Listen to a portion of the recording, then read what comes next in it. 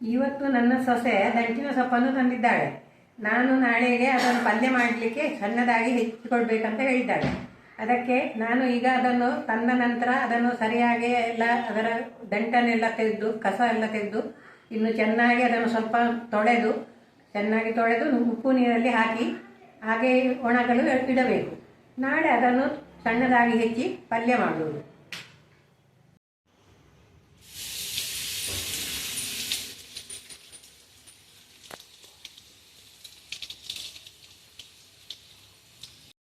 ನಾವು ಎಲ್ಲ ತರಕಾರಿಯನ್ನು ಈ ಟಾಂಕಿಯಲ್ಲಿ ಉಪ್ಪು ನೀರಲ್ಲಿ ತೊಳೆಯುವುದು.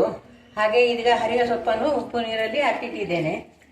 ಸ್ವಲ್ಪ ಅದು ಒಂದು ಅರ್ಧ ಗಂಟೆ ನೆನೆದ ನಂತರ ಅದನ್ನು ಶುದ್ಧ ನೀರಿನಿಂದ ತೊಳೆದು ಒಣಗಲು ಹಾಕಬೇಕು.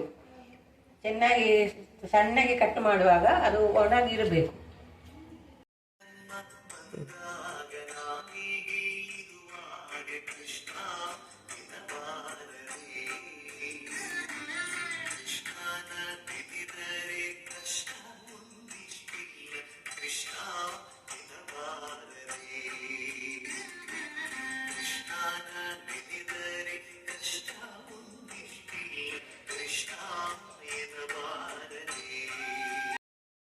ಸೊಪ್ಪು ಕ್ಲೀನ್ ಮಾಡೋಕ್ಕೆ ನನ್ನ ಮಾವನವರು ಕೂಡ ಹೆಲ್ಪ್ ಮಾಡ್ತಾ ಇದ್ದಾರೆ ನೋಡಿ.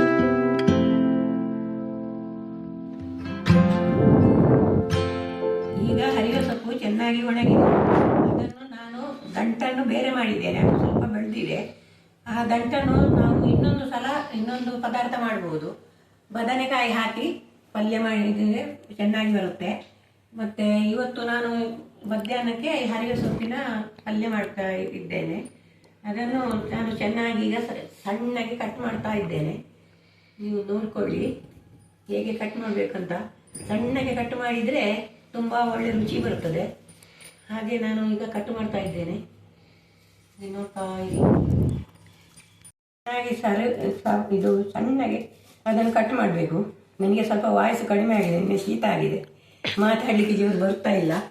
ಆದರೆ ಏನು ಮಾಡೋದು, ಹರಿವೆ ಸೊಪ್ಪು ಇರುವಾಗಲೇ ಹೇಳಬೇಕಲ್ಲ ನಿಮಗೆ ಹೇಗೆ ಹೆಚ್ಚುವುದು ಹೇಗೆ ಮಾಡುವುದು ಅಂತೇಳಿ. ಅದಕ್ಕೆ ನಾನು ಹೇಳ್ತಾ ಇದ್ದೇನೆ ನೋಡಿ. ನಾನು ಹಚ್ಚುವ ಸೊಪ್ಪು ಹೀಗೆ ಸಣ್ಣಗೆ ಅಂತೇಳಿ ಹೀಗೆ ಮಾಡಿದರೆ ಮಾತ್ರ ಟೇಸ್ಟ್ ಬರ್ತದೆ. ದೊಡ್ಡದಾಗಿ ಹಚ್ಚಿದರೆ ಅದು ಟೇಸ್ಟ್ ಕಡಿಮೆ ಇರ್ತದೆ.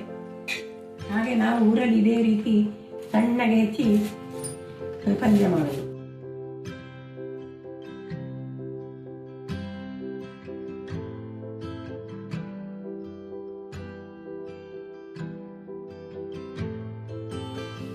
ಒಬ್ಬರು ಹಿಡಿದು ಕೊಟ್ಟರೆ ಈಸಿ ಆಗುತ್ತಲ್ಲ ಅವಾಗ. ಹೌದು, ಬೇಗ ಆಗ್ತದೆ. ನಾನು ಮನೆಯಲ್ಲಿ ಆದರೆ ಒಬ್ಬೊಬ್ಬರು ಇರುವಾಗ ಯಾರು ಇರುವುದಿಲ್ಲ, ನಾವೇ ಮಾಡೋದು. ಅದೇ ಸ್ವಲ್ಪ ಟೈಮು ಬೇಕಾಗ್ತದೆ. ಇದಕ್ಕೆ ಪಲ್ಯ ಬೇಗ ಆಗ್ತದೆ. ಅದನ್ನು ತಂದು ರೂಢಿ ಮಾಡಿಕೊಳ್ಳಿಕ್ಕೆ ಟೈಮು ಬೇಕು.